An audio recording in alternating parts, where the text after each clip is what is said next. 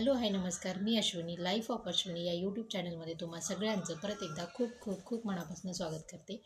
तर आज आहे नागपंचमी. सर्वप्रथम तुम्हा सगळ्यांना नागपंचमीच्या खूप खूप खूप मनापासून शुभेच्छा.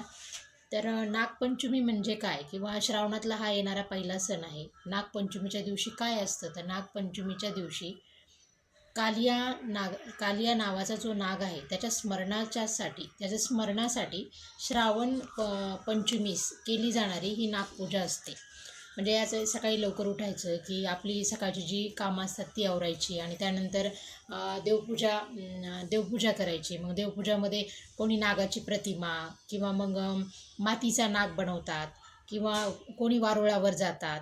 तर आपण पाहतो की खेडेगावामध्ये आम्ही पूर्वी लहान असू तेव्हा तर गावातली कोणी कोणी मुलं वगैरे असायची, ती नाग पकडून आणायची आणि मग ती नाग पकडून त्या गल्लीमध्ये आणला की मग आम्ही सगळेजण मिळून त्याची पूजा करायची. म्हणजे छोटी मुलं नाही, पण शक्यतो गल्लीतल्या ज्या बायका असतील, लेडीज असतील, त्या त्याची पूजा करायच्या.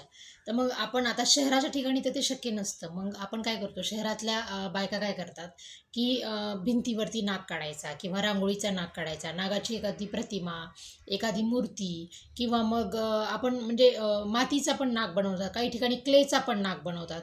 मग त्याची पूजा केली जाते. मग त्यामध्ये दूध, लाह्या, पुन्हा आपली दुर्वा, त्यानंतर आघाडा, वेगवेगळे म्हणजे ज्या ज्या भागामध्ये जे बऱ्याच अशा पद्धती आहेत की त्या वेगवेगळ्या पद्धतीने त्याची पूजा केली जाते.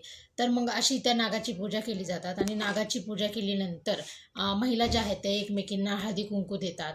मग या दिवशी पुरणपोळीचा स्वयंपाक कुठे कुठे केला जातो, शहरात तो शक्यतो नाही, पण खेडेगावामध्ये प्रत्येक ठिकाणी पुरणपोळीचा स्वयंपाक केला जातो आणि पुरणपोळीचा नैवेद्य त्या नागपंचमीच्या नागदेवतेला दाखवला जातो. पुरणाचे दिंड केले जातात, ते दिंड काही ठिकाणी तळतात, पण शक्यतो मराठवाडा ह्या भागामध्ये ते दिंड उकडून घेतले जातात आणि ते उकडून घेतलेल्या दिंडांचा नैवेद्य हा नागपंचमीला त्यांना दाखवतो.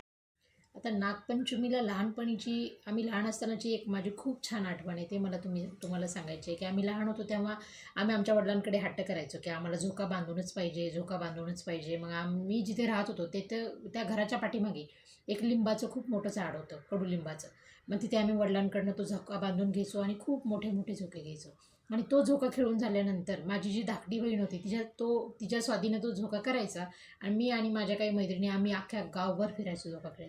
म्हणजे सकाळी जो आम्ही बाहेर पडायचो तो म्हणजे संध्याकाळी मला वाटतं 4-5 वाजताच घरी यायचो. आम्ही इतके झोके खेळायचो की आमच्या हाताला अक्षरशः फोड यायचे. आणि दुसऱ्या दिवशी तर शाळेत जाणं शक्यच नाही. 2 दिवस शाळेला जायचंच नाही, कारण एवढे प्रचंड पाय दुखायचे की झोका खेळणं शक्यच नसायचं. तर ही होती माझी नागपंचमीविषयी थोडीशी मला माहीत असलेली माहिती. आणि नागपंचमी माझ्या लहानपणामध्ये असणारी नागपंचमी हे मी तुमच्याशी शेअर केले. तुम्हाला व्हिडिओ आवडला असेल तर लाईक, शेअर आणि सबस्क्राईब नक्की करा. थँक्यू.